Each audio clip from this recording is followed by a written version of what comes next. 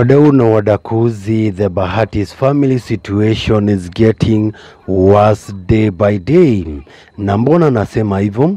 Ni kwa sababu Bahati amejipata matatani, na hii ni baada ya yeye kushare video akiwa pamoja na mke wake kwenye gari ambapo alikuwa akiendesha, na kitendo ambacho Bahati alikifanya pale ndicho kilifanya Wakenya kumpiga mawe na maneno pale. Na hii ni baada ya Bahati kuonekana akiendesha gari, na pale alikuwa akimnyonya mke wake Diana Marwa vidole vya miguu, wakisherehekea their 9th anniversary ya kuwa pamoja.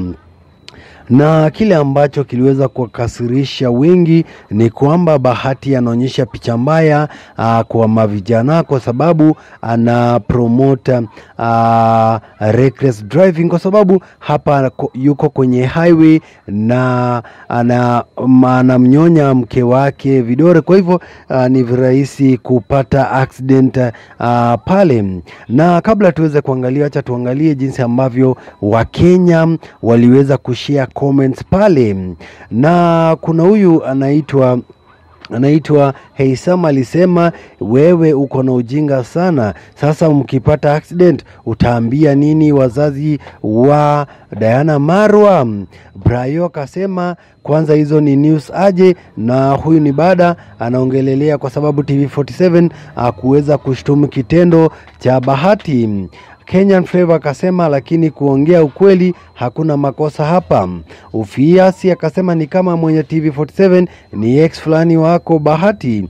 Kalonzo Munyao akasema, enyewe Bahati ulikosea kwa sababu hapa ni kwa highway na mfai kufanya mambo hayo. Shanika akasema hivi, uzuri hiyo utoto ni yako Mr. Nananana, yani Bahati umeona sisi hatujui kupapasa miguu hata kama zinakuanga kwa Crocs. Ona sasa unatrendia upuzi. Joki, wacheni watu wapendane in peace. Mtu akifichwa mnateta, mtu akionyeshwa mapenzi mnateta. Na wadau na wadakuzi wa Kenya wamekuwa kilalama na kuomba maafisa usalama hasa wa kitengo cha traffic waweze kumkamata Bahati kwa kuvunja sheria, yani anaendesha kwa kasi pale na yuko kwenye highway na anafanya mahaba, na ni kitu ambacho one mistake kinaweza fanya accident kutokea pale. Na si mara ya kwanza Bahati kujipata matatani. Hii situation ya wao imekuwa worse day by day, kutoka wakati ambapo Bahati aliweza kushare video ya kwake ya wimbo wake Seti, ambapo aliweza kuonyesha kwamba kuna mwanadada alikuwa kidensi pale mwenye makalio makubwa pale, lakini wakasema wimbo hauendani na video yenyewe, na ikawa kwamba anapigwa mawe pale, eti anafunza nini watoto wa kwake. Anafaa kufanya video ambazo zinaambatana na maadili mema ya jamii.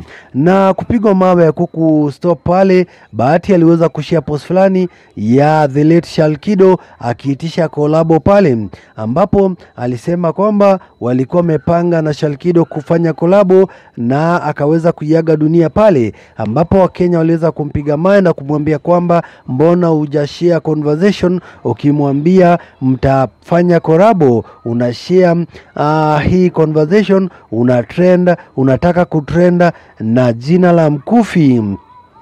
Na pia situation ikaendelea kuwa wasa, ambapo Bahati pia alienda Mena kushia picha kadha wa kadha wakiwa pamoja na the late Prime Minister wa Kenya Raila Amolo Odinga, ambapo Wakenya waliweza pia kusema kwamba Bahati ana trend, yani anataka kutrend na jina la Raila Oginga Odinga, awache huo puzi. Yani situation ya Bahati inazidi kuwa mbaya day by day.